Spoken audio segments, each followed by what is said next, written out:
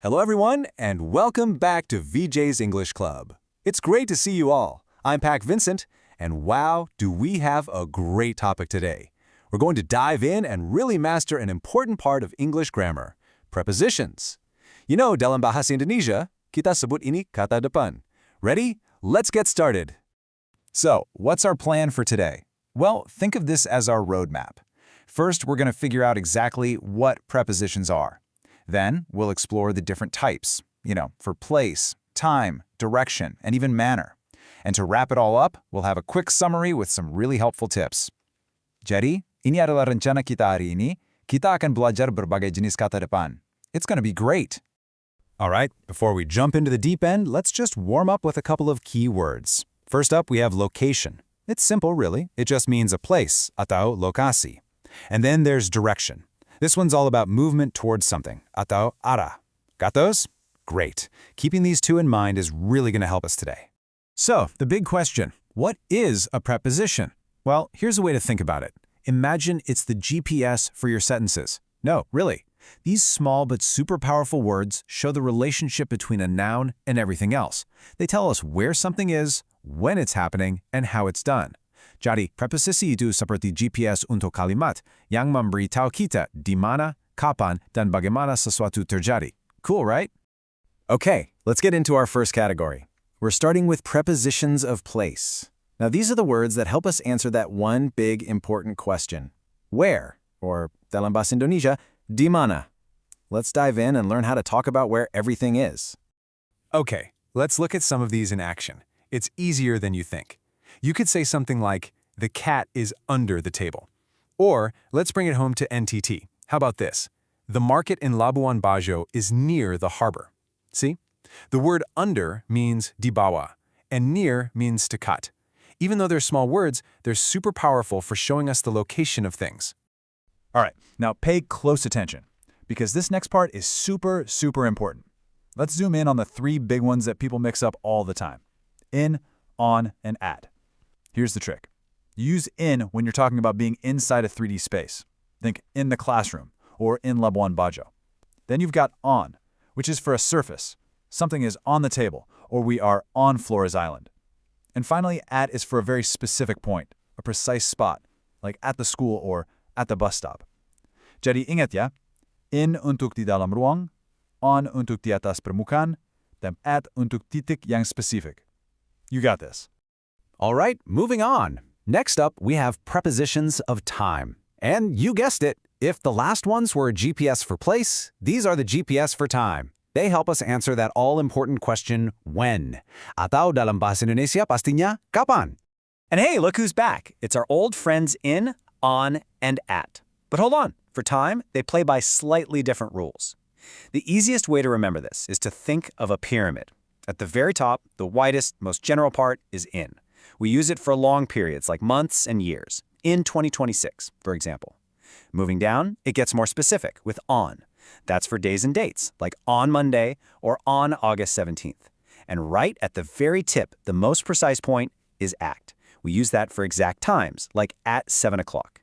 So just remember this time pyramid. In untuk periodo panjang, on untuk hari dan tanggal, dan at untuk jam yang tepat. Okay, let's tackle two more that can sometimes be a little tricky. For and since. Here's the simple difference. We use for when we're talking about a duration of time. A length of time. Like, I studied for 3 hours. But we use since to talk about a starting point in time. For example, I have lived here since 2020. See the difference? Jadi, for itu untuk durasi atau jangka waktu, sementara since itu untuk menandai titik awal waktu. Simple. And here are three more really useful time words. Let's go through them quickly. First, during, which means selama. You could say, we listened to music during the trip. Next, we have before, meaning sebelum. A classic example, wash your hands before you eat. And of course, there's after, which means sesudah. We can play football after school. Easy, right? All right, time to get moving, literally. Our third stop on this journey is prepositions of direction. As the name suggests, these are all about movement. They show us how we get from one place to another, and they answer the question, where to? Or, as we say, kemana? You know what, let's make this super easy and fun with a little story. I want you to imagine we're on a trip in beautiful Labuan Bajo, okay? First, we walk to the harbor. Then, we get into the boat. From there, we look out of the window at the amazing hills. The boat starts to move across the water, heading to a new island. And when we arrive, we walk along the beautiful white sand beach. See how that works? Every single one of those words shows a different kind of movement. It paints a picture. And here we are at our final category for today. We're talking about prepositions of manner and instrument.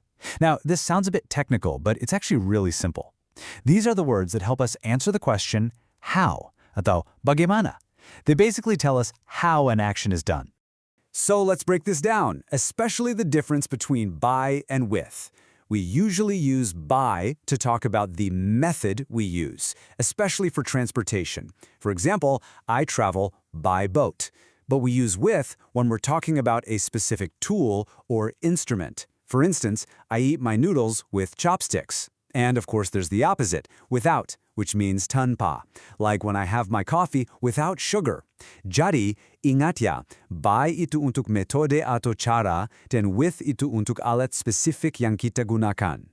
Wow, amazing work, everyone. Seriously, we have covered so much ground today. So what do you say we bring it all together? Let's do a quick summary and go over some really important tips that will help all of this stick in your mind. Okay, here it is. The key things you absolutely need to remember. Think of this as your cheat sheet. Ready? At is for specific points. That goes for both time and place.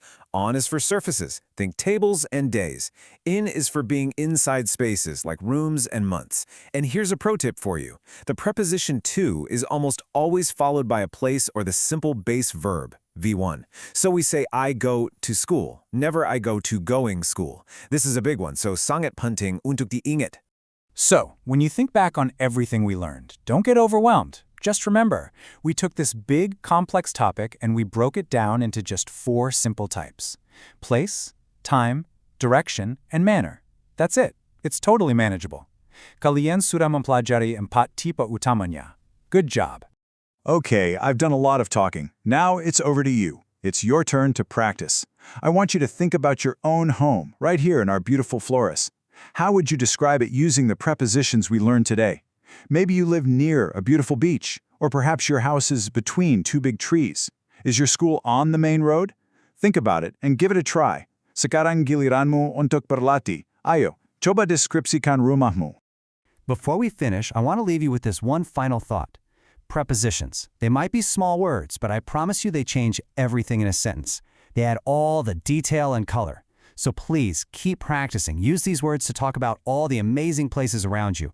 Right here in Flores and Labuan Bajo, I'm telling you, Pak Vincent percaya kalian semua bisa menguasai ini dengan cepat. You can do this.